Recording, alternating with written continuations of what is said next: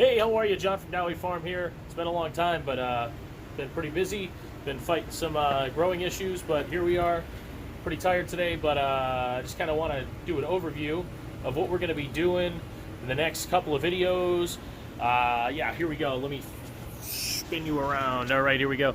So, I mean, everything looks the same, right? Pretty much in the grow room. Here we are, my main rack, my secondary rack, my oldest rack, bang, planting table, all that stuff.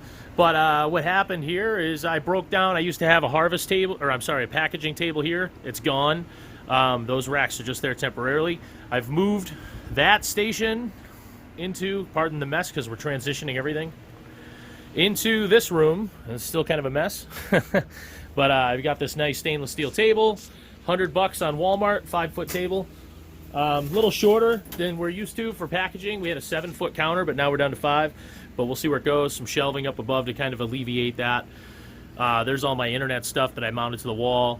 Paper towel dispenser there, everything you need. We have the scale and the labels, and I got some coolers that I've stashed and some other stuff down here. Moved all the refrigerators into here, 1, 2, and 3. That is just the freezer on top for ice packs, and down below is personal stuff. So that's important to have for us to, you know, live here, basically.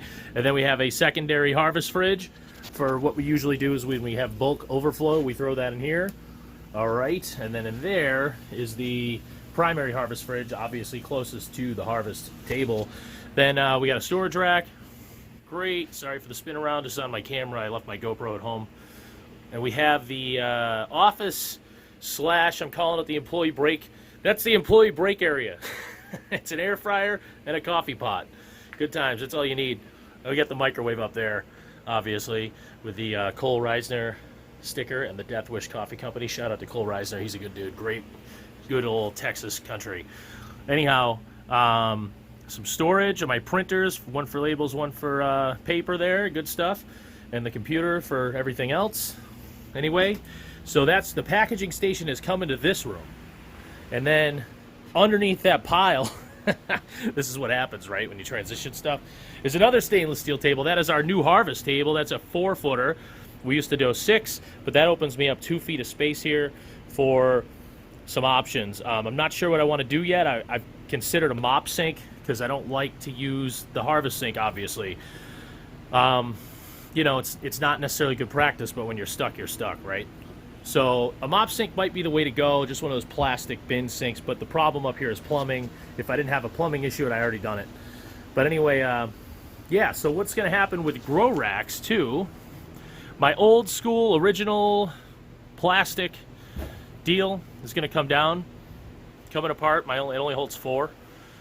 And it's going to get turned into another large rack. I already have the shelves, as you saw right there, hanging out. All right, those are, I believe, 52-inch wide shelves because they hold 2 of these racks because they say these are 48. These are 2-foot racks. They say that the 48-inch shelves are 48, but they're really only 46 because they count that pole as an inch. So these 2-foot shelves don't fit in a 48. They fit in a 52. So anyway, that's always something to keep in mind. But anyway, I'm going to move this single wide 5-tall rack and its reservoir to the wall, up against that wall where the packaging table was, because it'll be better for me to have access to this window and that electric panel and everything, because the dual rack has to have walk space on both sides. So I'll move this in about 1.5 feet. There won't be a ton of walk space there. It's going to be a little tight. Hopefully I measured wrong. Maybe I could cheat a little bit, but usually it doesn't work out that way. And then another, so we'll have a big grow rack like this down there, and that gives us 80 flats, okay? And then right next to that, this rack will scoot down, and that'll be 80, so that's 160. And then that rack's kicking down to this wall, and that thing holds 40, so we'll be at a 200 rack capacity.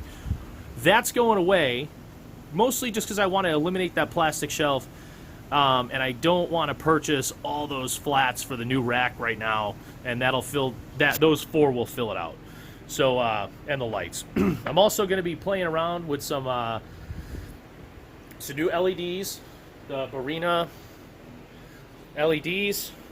I've seen Jack Spirko using them on his videos for his crack key system, whatever you want to call it. So I'm going to try these things out. I know they're in a box still. I'm not going to open them up because I don't want them to break while I'm screwing around in here. But pretty good deal. You get 6 of these for just under $100. And I'm really hoping...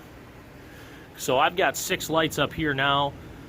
Ideally, with this style light, I would have 8, like I started doing up there. Ooh, that one's out. Like I started doing up there. I'm hoping that I can get away with it with the 6, with that style of light, but we'll see. We'll see what the spread looks like. Yeah, anyway, I'm going to play around with those. I did do a little experimentation with the LED tube lights from, let's come over here. These LED tube lights from Lowe's. They're the GE Daylight LED T8s. They do not work with the ballast in those things, so they definitely died on me. I've also played with these, and I wasn't real excited about them, the Kingbo lights. So hopefully these full spectrum Barina lights will be good, because the price is right. Compared to the T8s, I spend about $100 for one shelf, and with these it's about 30% less. And then obviously you're running LEDs, so it's going to be a little bit less in electricity, and they daisy chain together, so it's less mess with the wiring. As you know, wiring with these, whoops, wiring is always a mess. You know, this is actually nice, the way I have this one now. You know, like I built this little PVC deal, and I made a cord and all that stuff. But, you know, my old way of doing it was kind of a nightmare too. I mean, there's really no good way to do it. Like, this is the old way. It's just a nightmare of cords. You know, what are you going to do? So, power strips, stuff like that will get eliminated. Because what will happen is, instead of 4 outlets, you can daisy chain 6 of those together. And, yeah, so instead of 4, we'll have 1. And that'll definitely make it a lot better. Because obviously, like, you know, I built this power, like, tower here. And, you know, I have 4 outlets for each rack. Now that's going to be wicked overkill. If those lights work, that'll be, you know, I only need 1 outlet per, which means I could go ahead and just eliminate this situation, save a lot of money, break this down to 2 of these probably, and then have 1 cord coming out of there into the wall instead of 2, and it would just really clean things up a lot. We'll see where that goes. Sucks that I already spent a bunch of money to make these, and I have all the equipment to make another one, but I could break those apart too with a little bit of extra PVC, and I can make those. Hey, I can make those into everything else I need without spending any more money, so that's cool. Yeah, so there we are. Grow room transition. Every once in a while you got to blow things up, move things around, right? It's a good opportunity to clean.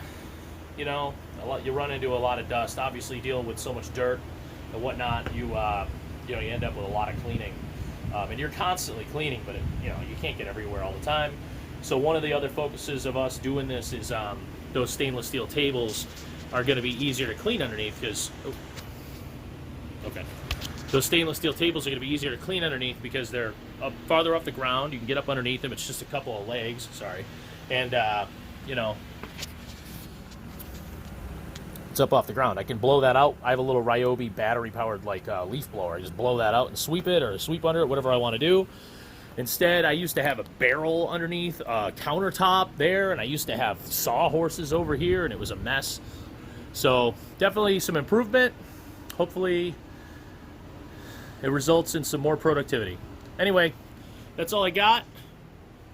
Good stuff. My next step here, as far as videos go, is to actually remember to bring the GoPro over, and I'm gonna break that rack down and move it, and then when I set up the new big rack, I'm gonna actually record that whole thing and do one of my Patreon videos for how to set up that whole rack, and basically just an overview of that equipment. It's not rocket science or anything, but it's good to see, right?